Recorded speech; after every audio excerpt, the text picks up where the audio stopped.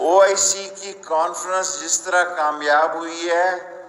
میں پاک فوج کو، حساس اداروں کو، FC کو، رینجرز کو، اسلام آباد کو کی انتظامیہ کو، اسلام آباد پولیس کو، سب کو مبارکباد دیتا ہوں۔ ابھی میں شیئر نہیں کر سکتا کہ